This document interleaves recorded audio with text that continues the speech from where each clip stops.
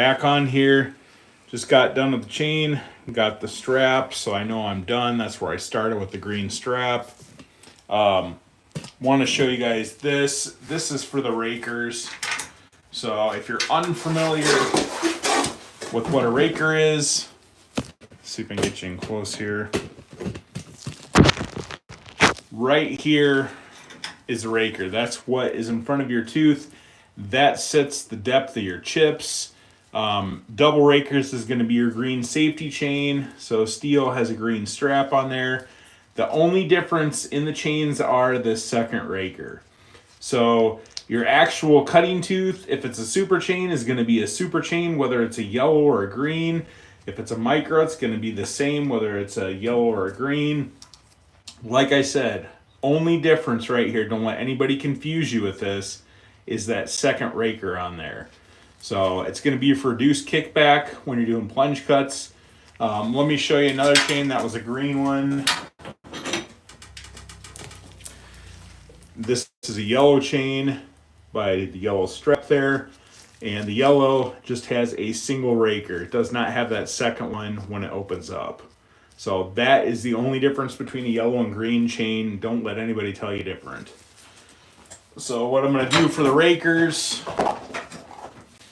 I've got this handy little tool. I don't know if you guys have seen these before, but I'm going to set it on top of the chain.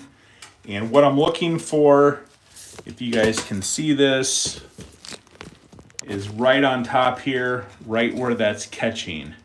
So that amount that's catching is going to be what I need to take down, so that way it maintains that chip depth right there. If you take it down too much, you're going to be taking bigger chips, which is going to be pulling your saw really hard into the wood. If you don't take it up enough, if you continually take down your chain, eventually get to the point where your cutting tooth is sharp. If the rakers are sitting too high, it's not going to cut. So this is really important. Do not overlook this. Make sure you guys are doing the right setting on there, checking those before you start filing them off. So I'll get everything set up here. Again, I'm going to start at the strap so I know exactly where I'm starting. And then I'm going to check where this is laying out on there. Pull it back a little bit. I just want it centered right on that stone. And then, of course, I am going to dress this up before I use it. So I'll turn it on, run this over there. Because when you start cutting these rakers, you end up getting a little gouge in the middle of your grinding wheel there. And that's just because you're taking them down until you get it established where you guys are leveling this out on the chains. You're going to destroy your new grinding wheels. So you just got to keep dressing those up as you're going along until you get everything established. So new chains in the shop are the worst for me because they eat through a lot of these wheels. Chains that I've been working on for a while, they're a breeze because I've got everything leveled off the way I want it. So yeah, clean this up and get going on it.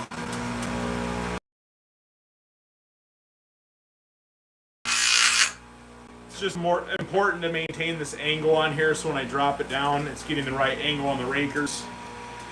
I'm just going to do a quick hit like that and then move on to the next one. You're not going to sit here and just push really hard on that, grind a whole bunch off, because that's taking off way more than you need to.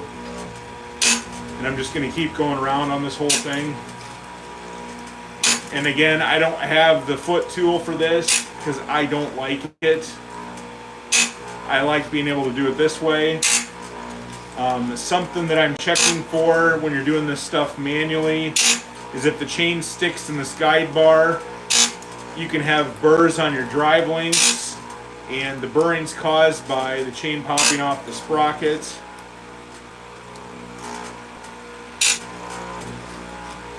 So I'll have to file those down if I run into any. They stick and the chain starts to rise out of here.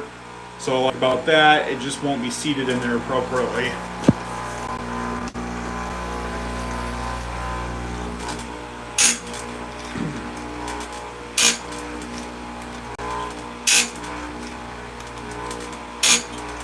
So I'll go through, hit all these, and then I'll double check The rakers, when I'm done, should be right where I want it because I'm not taking a ton off.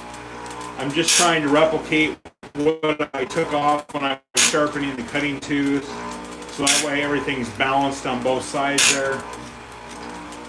And I'm just going to keep going around looking for that green strap. And when I find the green strap, I know that I've been all the way around once. And since this is a newer chain, I'm going to clean. It's getting a little bit of a gouge in it.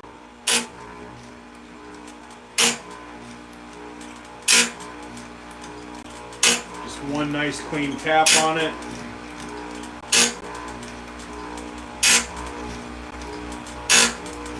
And there's that green strap that I was talking about. So now we're right back where we started. So I am going to take my depth gauge here, put her back on top, and it glides right over top. So I am good on that. And that's where I want to be on stuff. So make sure that you guys are checking your rakers on there. You're filing them appropriately. You're not taking them down too much. You're not leaving them too high. Every time you sharpen your cutting tooth, you should be adjusting the rakers or at least setting your tool on there to make sure where they're at. That's the only way you can tell if they're where they need to be. But just make sure you guys are doing that. It's going to make your cutting a lot easier when you're out there. Getting the right chip size. A lot of people don't know that the rakers determine the chip size of the chains on there. So yeah, pretty straightforward. I love these USG grinders. You guys can buy them through your steel dealer. I know Oregon makes them. I sell Oregon ones in the shop too. There's a bunch of aftermarket stuff, but these are just really the nicest machines that I've used. So really accurate, pretty straightforward with everything. There's a lot of capabilities and stuff you can do on these. So I think price point's $600 some on these. So a little bit pricey, but if you're doing a ton of chains, it's well worth spending the money on that stuff. So let me go through some of these questions here. One of those 300C electric saws. Yes, I do have the MSA 300 saw. I do have that in the shop here. I only sell a few of them a year. Not my most popular saw. Obviously, the price point's well over $800 just for the unit.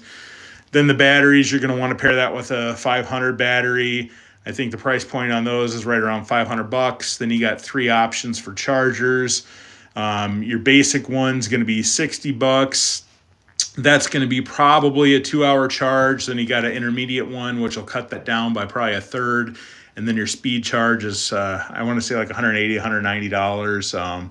That's going to drop the charge down to about 45 minutes or so on those. But all in all, when you get that set up, you're going to have probably $1,500 plus tax getting the MS A300. So just make sure that, I guess it's worth your money. It's a good saw. It's got the same torque as the 271 Farm Boss.